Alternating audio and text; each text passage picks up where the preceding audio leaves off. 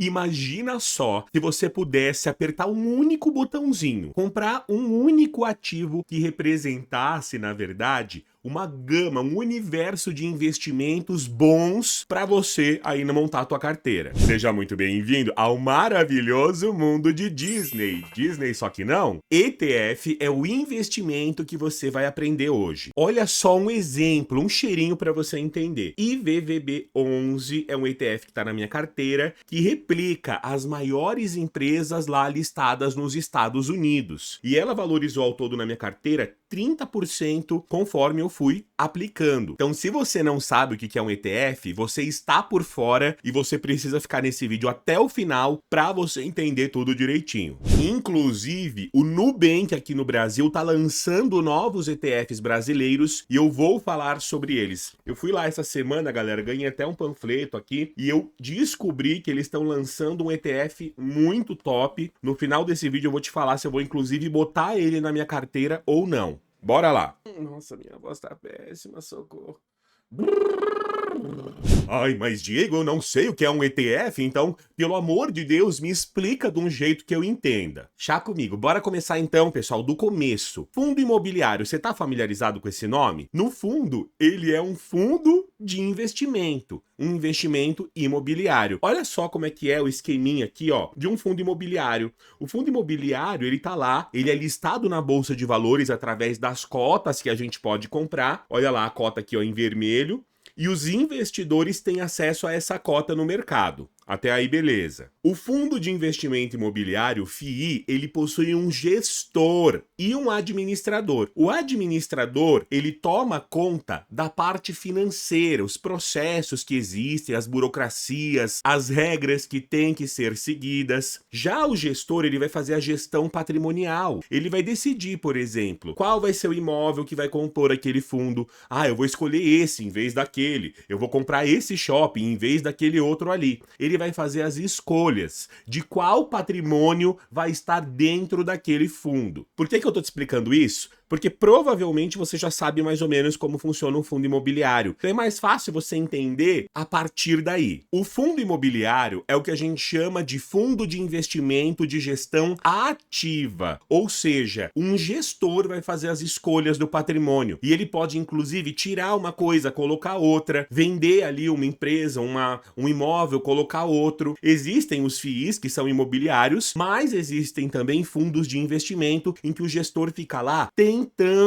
lucrar com as operações. Então ele escolhe uma ação, depois tira essa ação, depois escolhe outra e assim por diante. É a gestão ativa, porque o gestor tem que ficar escolhendo qual é o patrimônio lá que vai compor o fundo. Qual que é o problema? O fundo de investimento geralmente tem uma taxa de administração por volta de 2%. 2% ao ano. Então vamos supor que o fundo lá deu 15% de rentabilidade. Opa, não foi 15 não, foi 13, porque 2% foi ali o pagamento dos gestores, já que eles estão trabalhando muito para isso. É geralmente, nesse tipo de fundo aqui que tem a gestão ativa, que a taxa de administração é mais cara e isso acaba corroendo parte do nosso patrimônio no longo prazo. Principalmente, galera, quando a gente fala de fundo de investimento que não é o imobiliário, porque o imobiliário, beleza, né? A gente vai pagar lá 2%, mas, pô, vai ter alguém fazendo a zeladoria dos imóveis, cuidando da equipe da limpeza, da segurança, fazendo toda a parte de zeladoria e você não precisa fazer nada. Então, é um pagamento que compensa ali você pagar. Agora, num fundo de investimento, na maior parte das vezes não compensa você pagar, principalmente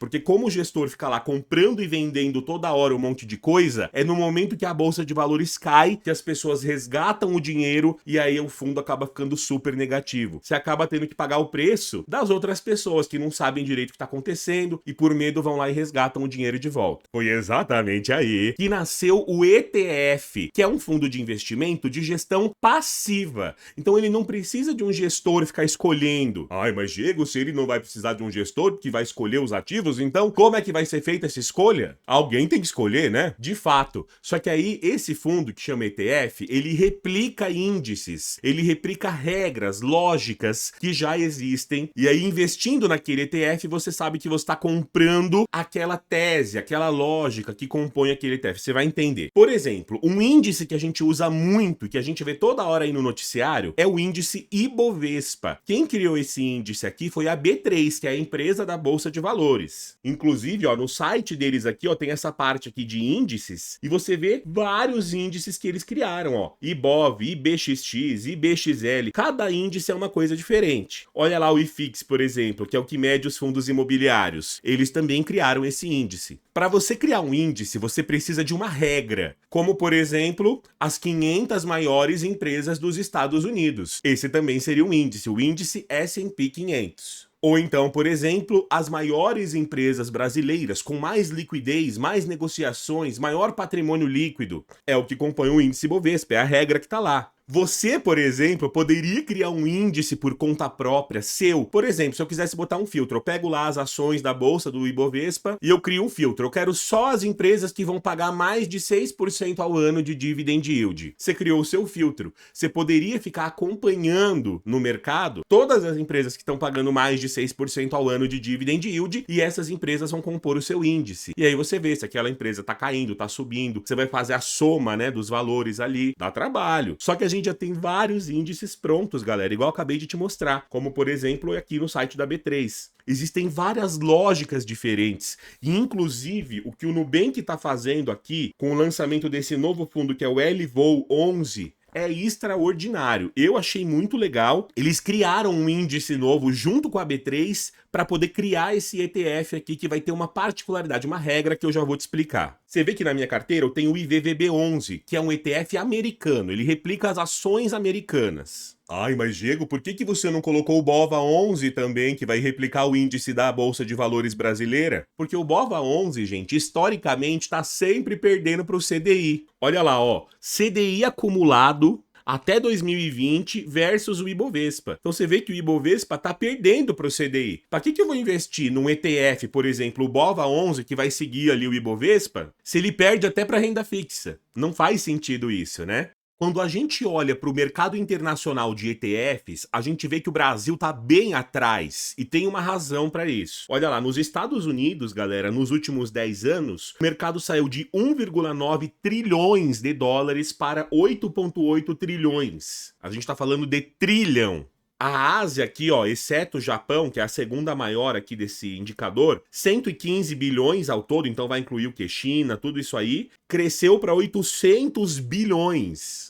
Olha lá, só o Japão tem 90 bi, tinha 90 bi há 10 anos atrás e agora tá com 500 bilhões de patrimônio em cima dos ETFs. E o Brasil, olha lá, cresceu de 10 bi para 20 bi. Ainda tá pequenininho, né? Se a gente fosse colocar as bolinhas no tamanho certo aqui, a bolinha do Brasil seria desse tamanho, que minúscula. E não é nem do Brasil inteiro, é da América Latina, só que a B3 é a maior bolsa da América Latina. Então, por isso que eu tô falando Brasil aqui, beleza? Você vê que é um mercado que lá fora, nos países mais desenvolvidos, a galera já usa muito o ETF. Enquanto que aqui no Brasil não usa tanto assim. Por que será? É pelo que a gente chama de eficiência de mercado. Quanto mais desenvolvido, quanto mais pessoas investem na bolsa de um determinado país, mais eficiente é aquele mercado. Então, descobrir o preço justo de um ativo acaba sendo mais fácil. Para pensar, olha essa analogia aqui que muitos economistas usam. Olha esse pêndulo aqui, ó. Pensa que aqui no meio é o preço justo de uma determinada ação, sei lá, da ação do Itaú. E aí você tem de um lado aqui, ó, o B de barato, e do outro lado o C de caro. Na Bolsa Brasileira, os ativos ficam fazendo isso. Ora fica barato demais, ora fica caro demais, ora fica barato demais. E aí você cria ali uma ineficiência de mercado. A gente até sabe o preço justo, mas esse preço justo ele acaba sendo influenciado por muitos fatores, já que o risco do próprio país também vai dizer muito sobre isso aqui. O risco do Brasil é muito maior que o risco dos Estados Unidos, por exemplo. Se a gente fosse usar essa analogia, né? Olha lá, ó. Aqui a bolsa dos Estados Unidos, as ações, ó. Você vê que ele oscila bem menos, né? Bem devagarinho ali. Porque o preço justo de cada ação é mais facilmente percebido. Então, oscila bem menos. É exatamente nesse cenário, galera, que o Nubank criou a Nuasset, que é como se fosse uma gestora deles, e eles estão lançando ETFs, porque eles acreditam que aqui no Brasil vai acontecer o que aconteceu, por exemplo, lá nos Estados Unidos, na Europa, na Ásia. E eles estão criando os ETFs que eles chamam de Smart Beta. O que é isso? Pensa que de um lado a gente tem os fundos de gestão ativa, olha lá, o fundo ativo, tá vendo? Que é aquele fundo que eu te falei, que tem um gestor que vai ficar lá escolhendo, troca, tira. Do outro lado a gente tem os fundos passivos, que são os ETFs puros, como por exemplo o BOVA11. Olha o que o Nubank está criando. Smart Beta, ele fica meio que no meio do caminho ali. Ele é mais parecido com um ETF, porque ele é barato. Olha lá a comparação, ó, de 2% ao ano e 20% de performance, geralmente são os fundos ativos, né? Enquanto que os ETFs têm 0,10% ao ano ali de taxa de administração. Já esse fundo Smart Beta, ó, ele vai ter uma taxa um pouquinho maior que o ETF convencional. Porém, ele cria uma regra um pouco mais sofisticada. Existe uma gestão, entre aspas, ativa por detrás dos panos, você vai entender. Olha o tanto de índice que a B3 calcula, galera. Tem um índice só para commodity, um índice só para consumo, só para empresa financeira, só para energia elétrica. Tem a dos fundos imobiliários, tem a dos dividendos, por exemplo, o IDIV. E eles criaram 2 novos fundos aqui, ó. O High 11 e o LVO 11.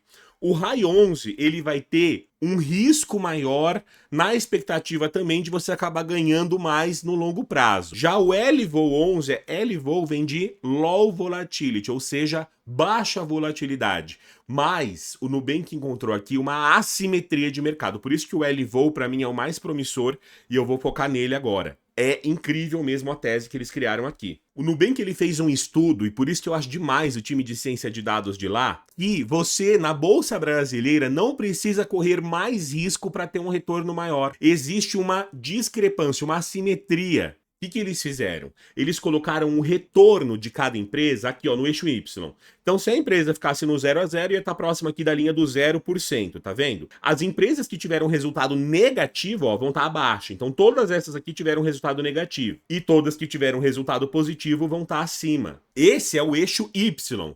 Já no eixo X, eles olharam para variação de preço, para volatilidade, que é o que a gente entende que seria o risco ali das ações na bolsa de valores. Quanto mais variável, mais risco a gente corre. Quanto mais estável, mais fácil, a gente sabe o preço daquela ação. Eles conseguiram perceber, pessoal, que essa faixa aqui, que é a faixa com menor volatilidade, ó, faixa de 20 a 30%, 30 a 40, 40 a 50, acima de 60% desse lado aqui de volatilidade. Então, o lado com menos volatilidade, que é o lado de lá, é o lado que tem mais empresas acima do zero. Você percebeu? A gente tem empresas tipo Taesa, Ambev, Itaúsa, Engie, estão todas na minha carteira, inclusive. A Klabin, olha lá. São empresas que o retorno é bom e a variação delas é a menor. Ou seja, como é que pode? Isso aqui é uma discrepância, você concorda que é uma anomalia do mercado? Eles encontraram essa anomalia. Uma empresa que é extremamente variável, às vezes ela é variável desse jeito porque ela é muito arriscada. Ela vai trazer um retorno às vezes menor. E foi exatamente com essa tese que eles criaram o ETF que chama LVO 11. Olha só como é que eles fizeram. O universo de ativos vai ser o índice Ibovespa. Então eles vão pegar todas as empresas lá do Ibovespa e vão colocar uma regra. A regra vai ser em cima, ó, da volatilidade. Você vê que eles usaram a métrica de volatilidade. Então você pega o quanto que aquelas ações estão subindo, caindo, e aí eles fizeram a seguinte seleção. Eles pegaram de todas aquelas empresas do Ibovespa as 33% menores volatilidades, que menos variável. Eu pego as 33 que estão aqui, ó, com o menor volatilidade possível. E aí eles fazem a ponderação da carteira, né? Usando a volatilidade invertida, ou seja, aquele que vai ter mais peso é o que tem o menor volatilidade, né? Eles inverteram aqui, nesse caso, a ponderação da carteira. Ai, Diego, mas como é que eu vou saber se essa regra que eles criaram é boa? Geralmente eles fazem backtest, eles comparam no passado como essa regra teria agido se eles tivessem feito um fundo, por exemplo, há 20 anos atrás. E ó, desde 2003, se a gente olhar, olha que doideira, galera. A gente vai ter aqui, ó, o Ibovespa e a gente tem aqui, ó, o LOVO, que é o fundo aqui, como é que vai estar. Então em 2003, ó, o Ibovespa cresceu 85%, o LOVO cresceu só 70%, tudo bem. Ele é para ser menos arriscado. Então, quando o Ibovespa cresce muito, ele vai crescer, mas não tanto. Só que olha que da hora, gente. Quando o Ibovespa perde, por exemplo, aqui, ó, menos 41%, o LOVO tá menos 20%. Então, ele conseguiu segurar ali metade da queda que teria. Quando a gente olha no longo prazo, olha isso.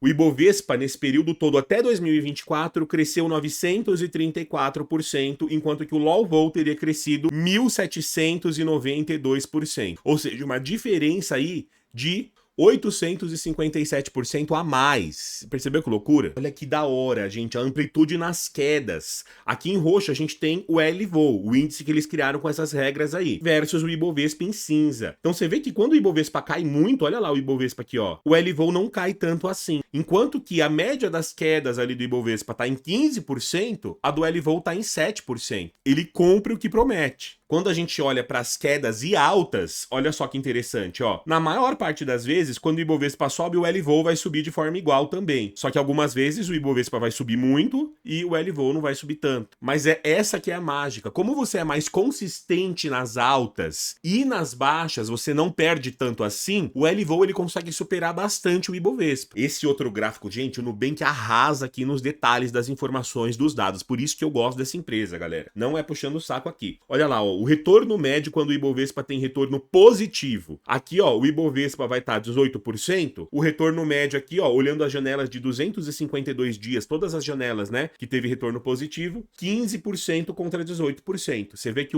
nos períodos de alta, o LVO não fica tão para trás. Só que olha os períodos de baixa, galera. Enquanto a bolsa aqui, ó, perde 10%, o LVO tá no 3% positivo ainda. Então você vê que ele perde menos quando a bolsa tá caindo e ganha ali razoavelmente igual quando a bolsa tá subindo. Isso aqui é maravilhoso. Os caras que fizeram isso aqui são gênio. No fundo, olha só lá o portfólio que ficou ali no ETF LVO. Olha que interessante. Então a gente vai ter empresas como Taesa, Engie, CPFE, EQTL, Transmissão Paulista. São várias empresas aqui, ó. Tem uma parte aqui de elétrica, tem uma parte, ó, financeiro, materiais básicos, consumo não cíclico, saúde, real estate, né, que são os imóveis. O fundo RAI 11, ele é mais arriscado e ele não performou tão bem assim, quer ver, ó? Eles tentaram fazer meio que o oposto ali do LVO, né? Olha lá o RAI 11 como é que funciona, ó. Quando o Ibovespa cresce 18%, o RAI 11 vai crescer 25%, ele ganha mais.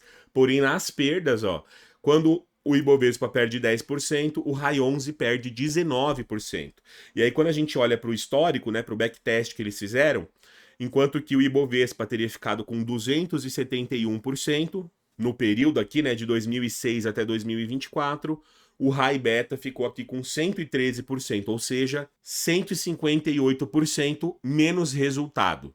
Eu não sei se o RAI 11 seria interessante, você teria que meio que entender ali a hora certa de investir, e aí eu prefiro ficar com as ações que estão na minha carteira mesmo. Mas o LVO, galera, é sim, na minha opinião, um ETF para pessoas que estão querendo iniciar, que não estão sabendo o que estão fazendo direito, mas querem ficar por dentro ali do mercado, correndo um risco baixo e ganhando ali o melhor dos dois mundos, sabe? Inclusive, eu tô pensando em colocar ele de fato na minha carteira. Eu vou ter o IVVB11 e vou colocar o LVO ali também. A grande vantagem de um ETF é que ele traz um pacotão com vários investimentos, com várias ações. Então você diversifica muito o seu risco e no caso aqui com uma regra, né? Uma lógica, com uma estratégia bem definida, que é das ações ali com menos volatilidade. A carteira, né, do ETF do LVO, ela vai variando, ó. Você vê que os setores aqui, ó, foram variando ao longo do tempo. É igual o Ibovespa. A cada 4 meses eles recalculam o índice usando essa regra aí da volatilidade, no caso aqui do LVO. E aí por isso que é uma gestão semi-passiva, né? Eles têm que ficar fazendo ali a compra e a venda com base no índice, vai mudando ao longo do tempo. Galera, eu achei muito legal, eu tô gostando muito de começar a entender aqui, ó, esse mundo dos ETFs e que o Nubank está investindo muito nos ETFs. No mundo inteiro os ETFs estão disseminados e aqui no Brasil ainda não muito, talvez por conta de imposto. Inclusive é uma dúvida, né? O imposto de renda sobre o ETF é de 15% na compra e venda das cotas quando você tem lucro. Então você pega lá o lucro que você teve na hora de vender e você coloca uma alíquota de 15%. Se você quer que eu faça um vídeo explicando com detalhes como é que funciona o RAI 11, você deixa o comentário aí embaixo. Ou algum outro ETF que você acha interessante, né? Eu sei que o Nubank tem um ETF também de dividendos, que está inclusive superando o Ibovespa. Então se você quiser que eu faça um conteúdo sobre isso, você manda aqui, tá bom? Espero que você tenha aprendido muito no vídeo de hoje. Até o próximo vídeo. Você vê que o conteúdo é denso, hein, galera? Se inscreve aí para aprender mais. Falou!